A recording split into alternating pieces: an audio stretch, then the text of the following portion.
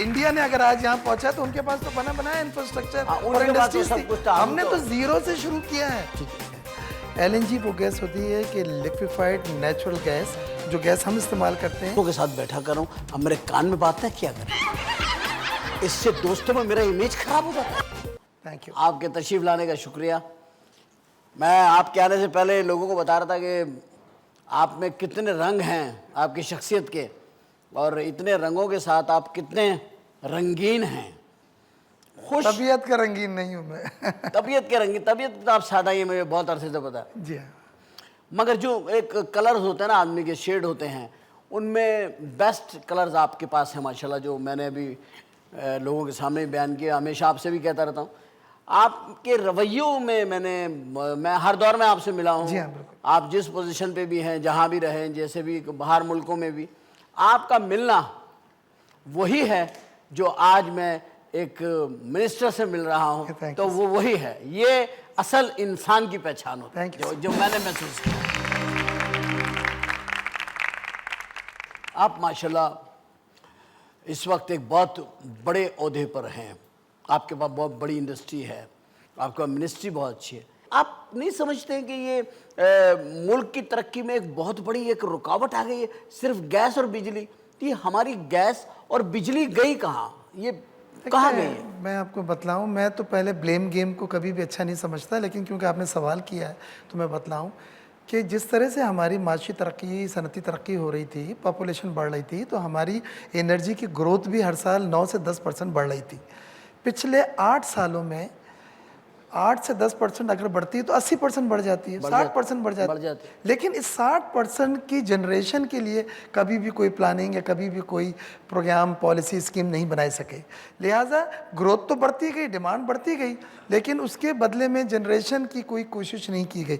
आज वो वक्त ये आया कि डिमांड आपकी बहुत ज़्यादा है, सप्लाई पीछे से कम है, लिहाजा लोड शेडिंग करनी पड़ रही है, और उसकी वजह से सिर्फ सनत नहीं, एक आम परेशान है। देखिए हर आदमी परेशान है, शादी में लोग परेशान हैं, ब्याह में। बिजली की रिक्वायरमेंट एनर्जी की होगी, आज उन्होंने पूरे करी हुई है। 20 साल 20 साल के बाद जो ज़रूरत पड़ेगी सर उनको, ये हमारे लोगों को, ये जो हमारे बिजली के मिनिस्टर हैं जनाब राजा परवेज़ अशरफ साहब, उन्होंने ये फरमा दिया कि दिसंबर में ख़त्म हो जाएगी।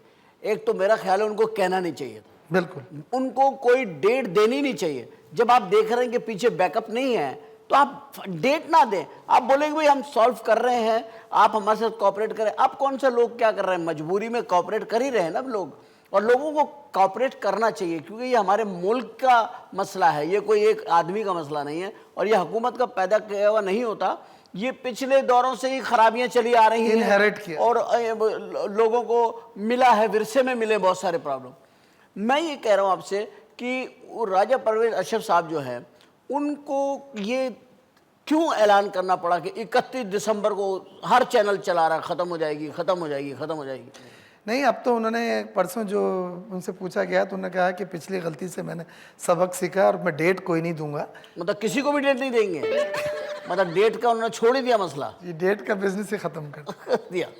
आपको डेट नहीं, मगर डायरियाँ फेंक देंगे उन्होंने। जी हाँ। इतनी बिजली का बुरहान में इतनी कैफियत में आप खुद भी इसमें शिकार हैं। अच्छा एक बात बताइए सर, इस वक्त आप टेक्सटाइल में हैं माशाल्लाह, और इस वक्त एक ज़माना था, मैं अभी मैं जब देखता था बहुत सारी कंपनियों के कपड़े बाहर के मुल्कों की शॉप्स के ऊपर हमारे फैसलाबाद के तैयार किए हुए। टेक्सटाइल में वी आर नंबर 1 दुनिया में माशाल्लाह। अब क्या पोजीशन है हमारी, अब हम कहाँ खड़े हैं? देखिए, क्वालिटी में तो अब भी माशाल्लाह दुनिया में हमारा बड़ा नाम है, और टेक्सटाइल में आपको मैं ये सफ़र ज़रा सा दिखाऊंगा कि ज़ीरो से हमने शुरू किया। जब पाकिस्तान बना था तो एक टेक्सटाइल मिलता लालपुर टेक्सटाइल, और 1948 में वलीका टेक्सटाइल साइट के इलाके में जहाँ हमारी इंडस्ट्रीज हैं, आप जानते हैं, पहला कायदे-आज़म ने इफ्तिताह किया था। वहाँ से ज़ीरो से सफ़र शुरू किया, और आज हम 17 करोड़ आवाम को हर किस्म की टेक्सटाइल भी दे रहे हैं, और $10 बिलियन के एक्सपोर्ट भी कर रहे हैं। तो सफ़र बुरा नहीं है, मेहनत जद्दोजहद जो की इस इंडस्ट्री ने ज़ीरो से शुरू हो गई, वो एक इंडिया ने अगर आज यहाँ पहुंचा तो उनके पास तो बना बनाया इंफ्रास्ट्रक्चर और इंडस्ट्रीज थी। हमने तो जीरो से शुरू किया है, ठीक है, और आज हम इस मुकाम पे पहुंचे हैं, तो ये जद्दोजहद, ये सफ़र मैं समझता हूँ काबिल फ़ख्र है, लेकिन हम और आगे जा सकते थे। जा सकते थे अगर हम बीच में हमारे ये जो ब्रेक्स हैं ना, कमर्शियल ब्रेक जो हैं, उनको मैं कमर्शियल ब्रेक कहता हूँ क्योंकि इसमें लोगों ने कमर्शियल के बड़े फ़ायदे उठाए। मैं ही कह रहा हूँ आपसे सर कि आपका ताल्लुक, आप इंडस्ट्री को देख रहे हैं, इंडस्ट्रियल को देख रहे हैं, एक बेचारी छोटी सी फिल्म इंडस्ट्री भी है जिससे हम लोगों का ताल्लुक है।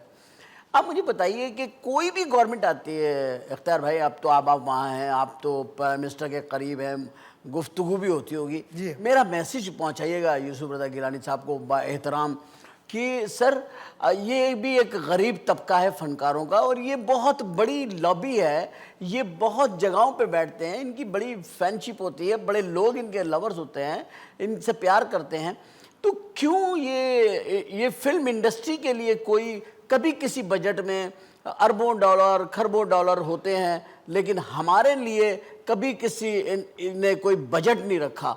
अगर गवर्नमेंट कर्जे के तौर पर कोई स्टूडियो बना करके या बने हुए स्टूडियो को वो लैब, वो इक्विपमेंट्स, वो कैमरे ला करके दे और उसका रेंट और वो चीज़ें वो वसूल करते रहें, क्योंकि ये काम करने के लिए हमें बैंकॉक जाना पड़ता है, बॉम्बे जाना पड़ता है, तो हमारे खुद की सरमाया हम बाहर के मुल्क में फेंक के आते हैं। मैं समझता हूँ ये मिनिस्टर ऑफ इंफॉर्मेशन के साथ हम भी बात करेंगे, आप भी करें और इसको एज ए प्रोजेक्ट उनको दें उस प्रोजेक्ट को कि उसमें क्या मुल्क के लॉन्ग टर्म और शॉर्ट टर्म फ़ायदे हैं। और ये बहुत छोटे अमाउंट है जो आप बात कर रहे हैं, ये बहुत छोटा इतनी बड़ी चीज़ नहीं है कि इसको तो आप खुद भी इन्वेस्ट कर सकते हैं। हम पब्लिक प्राइवेट पार्टनरशिप में हम आपके साथ आने के लिए खुद भी कर सकते हैं माशाल्लाह, जिस मुकाम पर आप हैं आप भी कर सकते हैं बिल्कुल। और इतने कॉन्सुलेट जनरल आपके उसमें हैं, आप उनमें डीन है, आप उनसे बात करके कई मुल्कों से करा सकते हैं। आप प्रोजेक्ट लाएं, इंशाल्लाह मैं प्रोजेक्ट लाऊंगा, मेरा वादा है आपसे, और आपका ये पाकिस्तान की फिल्म इंडस्ट्री में बहुत बड़ा एहसान होगा क्योंकि कोई है नहीं उनका पुरसान हाल। जी जी, मैंने आते ही आपको ऐसी बातों में उलझा दिया, सॉरी, मैं मादर चाहता हूँ, मगर मैं चाहता हूँ आपसे अच्छी अच्छी प्यारी प्यारी बातें भी होनी चाहिए ना। जिन जिन मुल्कों में आपको माशाल्लाह, आप यमन में आप के यहाँ पे एजाजी कॉन्सुलेट हैं, और आपने क्या पॉलिसी बनाई यमन के साथ कि हमारे लोगों को फ़ायदा हो यमन के अंदर? देखिए यमन जो है वो LNG, पेट्रोल, ऑयल के एक्सपोर्टिंग कंट्रीज़ है और इस वक्त पाकिस्तान को एनर्जी की सख्त ज़रूरत है। LNG वो गैस होती है कि लिक्विफाइड नेचुरल गैस, जो गैस हम इस्तेमाल करते हैं वो इसको लिक्विड में बना देते हैं, जहाज़ों में लोड करके यहाँ आते हैं, उसको ऑफलोड करते हैं, फिर दोबारा लिक्विड से वो गैस में कन्वर्ट होती है। तो ये एक सिस्टम है एनर्जी की, क्योंकि गैस की शॉर्टेज हो रही है, तो गैस को लाने के लिए पाइपलाइन के बजाय ये LNG का जो प्रोजेक्ट है उस पर मैं यमन के साथ बहुत एडवांस स्टेज पे काम कर रहा हूँ। पाकिस्तान की 2 कंपनियां हैं, एक तो PPL है, उन्होंने 2 कुएँ लिए और माशाल्लाह बड़ा अच्छा सक्सेस रेट है वहाँ से तेल का और गैस का, और पहली बार ये पाकिस्तान ने अपने मुल्क से बाहर जाके जो इसमें सरमायाकारी करी है ऑयल वेल में, तेल के कुओं में। दूसरे एक कंपनी है कि जो LNG लेकर आना चाहती है और उनके चेयरमैन के साथ अभी हमारे वहाँ अपॉइंटमेंट्स हुए हैं यमन में, हम दोबारा ये तीसरी मीटिंग है, हम लेके जा रहे हैं ताकि हम LNG लाएं, क्योंकि एनर्जी अगर नहीं है तो क्या तो कुछ भी नहीं है। तो हम जिस रफ्तारी के साथ हमारी सनत एक्सपेंड कर रही है, एनर्जी की किल्लत पड़ने वाली है। अब जो कुछ हुआ उस पर हम बात नहीं करेंगे, लेकिन आगे के लिए कम से कम अब हमने नहीं किया तो हम हमारे जो बच्चे हैं वो कम से कम जो है वो हैं।